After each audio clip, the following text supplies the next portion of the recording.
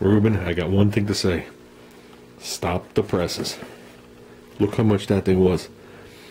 If you know me by now, to spend $98.75 almost freaking killed me. I bought this thing from the guy a year old at the time for $100.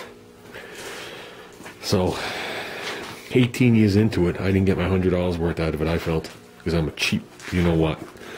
But, I knew it was somewhere. Only for you, Ruben. Yeah, yours, the throttle plate's much, much smaller. You can see there's the original one that's painted red. Okay, bear with me. I'm going to clean up. Not that you guys are going to know how long that takes, because you'll just click the button and it'll be back on. And we're going to tear this bad boy apart. Okay, Ruben, I'm going to try my best to keep you in frame here. This is the comes for 12 horse carburetor. Should be identical to your 8 horse carburetor, except for the size of some of the components. I'm going to try and keep this in frame. I don't have a tripod right now to do this. And that's about it. Okay, I'm going to go over some of the parts. I'm going to stand behind here and point them to you. And yes, I know you know most of it, but we're going through it anyway in case I got to refer to anything. This is the throttle plate. Okay, the piece that goes through is the throttle shaft. That's the choke. Obviously the piece that goes through is the choke shaft. This is the fuel nipple or inlet nipple when the fuel would go in. Okay, this right here, this little port goes to your primer ball if you have one. This screw up here is your idle screw. Obviously you know all the things on the top go to your governors. You know all that now. You're a governor expert. You are the governor of Connecticut. Okay, this screw right here is for your fast speed. Okay, this down here acts double duty. Obviously it holds the bowl on. You have a gasket down here to keep it from leaking. This is also your main jet. This is the jet you'll set first. Okay, you'll set it basically when it's at an idle, and when you're giving it a little bit of gas, but when it's on the full load at high speed, you're going to start leaning towards here. So if you got it good at a low speed and a medium speed, and then at a high speed, it's either pouring out black smoke or it just bogs down and shuts off and backfires or anything in that, this is where you're going next. This is another thing I'll show you as I take it apart with something like this. Okay, I'm going to spin this camera. I might as well stand behind the camera and do this. With something like this, now this has been apart a bunch of times. Before you take this apart, you count it. So that's a half turn, about 1 turn.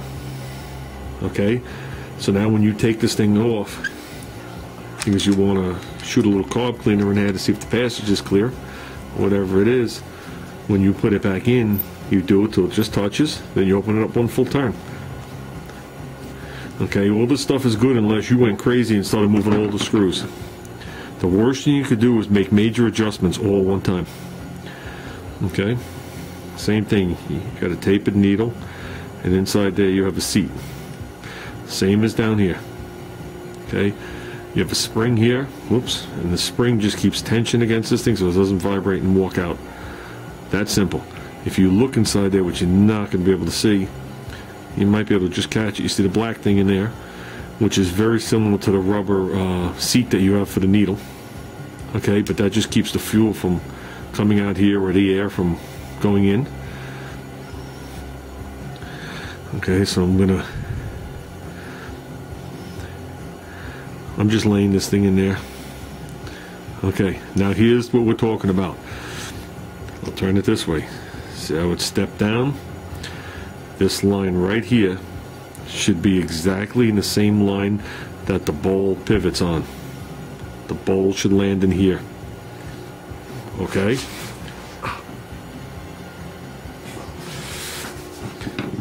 Okay, and the same thing goes for this right here. This should be able to do by hand. Whoops, I did it too quick because I wasn't paying attention. So I got a half,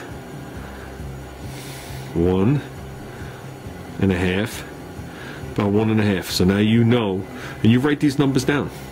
Okay, I've seen people write them on here with a magic marker. Eventually they're going to wash away with the gas.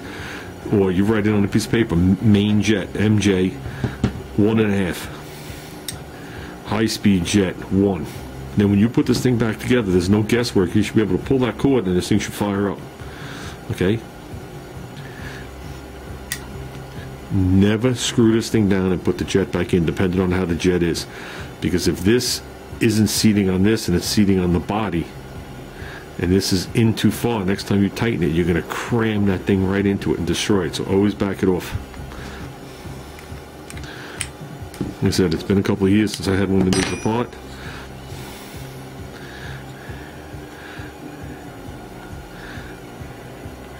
Okay, forget about the carburetor for now. There is your jet. You see the hole? See the hole? You are drawing fuel in from that hole. That hole. It's going down. What? No, backwards. You are drawing fuel in from that hole and that hole. The tapered seat. I'm doing this through the viewfinder. It's very difficult for me. It makes me actually dizzy. Drawing it in through this hole and the hole on the backside. In here is that tapered needle that we just had the jet, and it is drawing past there and going up into the main jet, or the main tube, emulsionary tube, I think that's what they call it. So it mixes with fuel and air.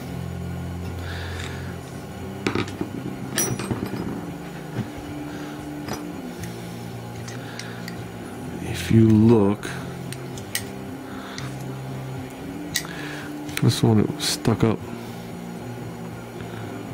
Usually if you look in the throat of the carburetor, somewhere you can see the air inlet. It's usually a little hole that brings the air in and lets it mix with it.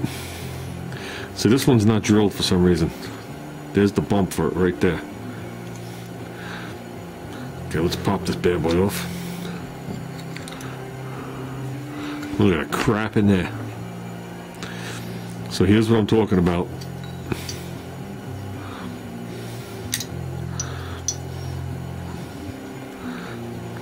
Here's what I'm talking about, where it pivots. I know I said this 6 times, but you want to line that up with it.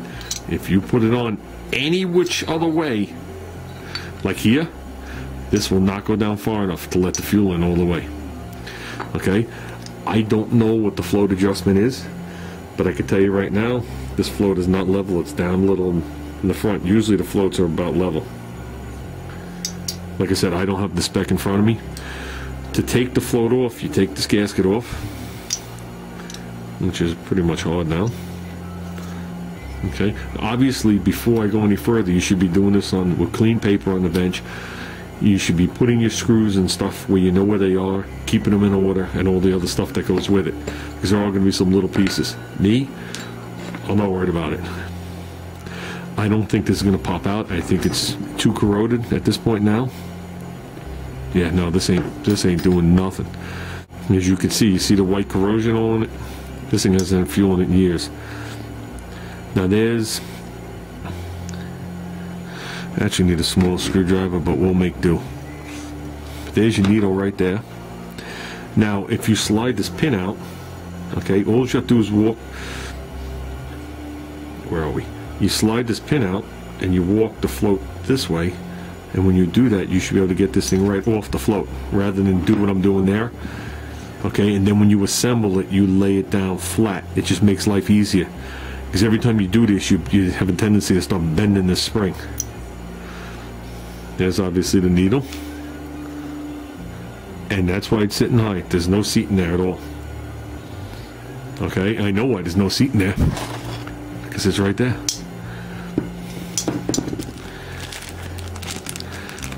Any of these parts look familiar, Ruben? You've had them in your hands enough, you know what they are. There's a decrepit seat right there. There's a needle. There's the gasket for the bottom of that main jet. And there's the bowl. Wow, this thing is stiffer than stiff for the bowl. Now,